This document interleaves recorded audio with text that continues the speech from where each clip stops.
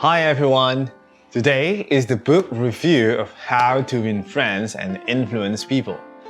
Dale Carnegie wrote this book in 1936, and who thought that something relevant in 1936 would be so relevant now? And this book is divided into 10 sections. So without further ado, let's go in. First, avoid criticizing, condemning, or complaining. When you study the lives of those considered great leaders of men, such as Abraham Lincoln, whom Dale Carnegie thoroughly studied and even wrote a biography, Lincoln the Unknown, you will notice that they handle criticism with extreme caution and do everything possible to maintain the self-esteem of those they criticize. So, instead of condemning someone, it is preferable to try to understand them and identify the motivation behind their acts. Number 2, be generous with your accolades. Throughout the book, Carnegie cites Schwab as an example of someone who embodies all of the concepts that Carnegie promotes. Schwab declared, "In my wide association in life, meeting with many and great people in various parts of the world, I have yet to find a person, however great or exalted in their station, who did not do better work and put forth greater effort under a spirit of approval than they would ever do under a spirit of criticism." Which means nobody can do better when they are criticized too much. 3. Keep their name in mind. It is tough to remember people's names when you meet them. It's very difficult since you encounter a lot of people on a regular basis. But if you can teach yourself to remember people's names, it makes them feel unique and important. Carnegie states, "Remember that a person's name is the loveliest and most meaningful sound in any language to that individual." 4. Show genuine interest in others. Remembering a person's name and asking questions that encourage them to talk about themselves. So, you may learn about their hobbies and passions are what make others feel you like them, and therefore, they will like you. You can make more friends in 2 months by being genuinely interested in other people than you can do in 2 years by attempting to get other people interested in you, Carnegie says. So, if you break it down, you should try to listen 75% of the time and speak 25% of the time. 5. Understand the value of job.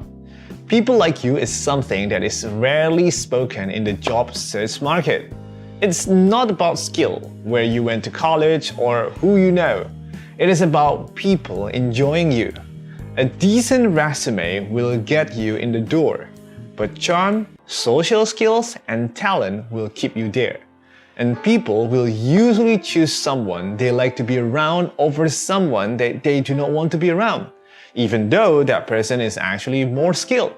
So, you're gonna need to make yourself that someone others want to talk to and be genuinely interested in other people, since it will enhance your life and open more opportunities than you ever imagined. Number 6. Be quick to recognize your own errors. If you are mistaken, confess it. The author was actually walking his dog off leash at a park one day, which was not permitted. He was confronted by a mounted police officer who, after a stern rebuke, instructed him never to return. However, Dale Carnegie ran across the same cop a week later under identical conditions. So what exactly did he do? He hurried over to the cop and apologized profusely, reminding him that he had vowed to find him if he did it again. The officer responded calmly. Dale Carnegie persisted that he was at blame, and the officer eventually let him off the hook. Because the cop, just like all of us, was just a guy looking for his validation of his own importance. So when Dale Carnegie confessed, the only thing the cop could do to save his self-esteem was to assume a magnanimous demeanor. Isn't it preferable to take the initiative fearlessly and express our apology when we believe we deserve it? Isn't it more appropriate to blame ourselves than to blame someone else? 7. Never try to win an argument. Carnegie says that the easiest way to win any dispute is to avoid it. Even if you fully demolish someone's argument with objective facts, you'll be no closer to an agreement than if you use personal reasons. Carnegie quoted an ancient adage: "A man convinced against his will is still of the same mind." Number 8. Begin on a positive tone. Aesop, a Greek slave from the 7th century BC, already defined the meaning of this chapter. He gave an example of the wind and the sun. One day they were debating about who was the stronger, and the wind declared, "I intend to demonstrate this. Do you notice the old man down there? I bet I can get him to remove his coat faster than you can." The sun then decided to vanish behind a cloud, and the wind began to howl like a storm.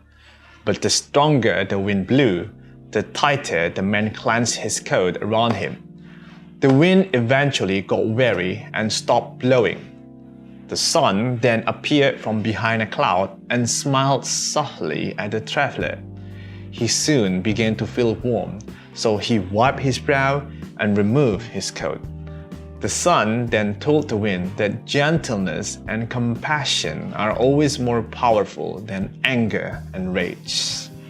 9th habit: persuade others that your conclusion is their own.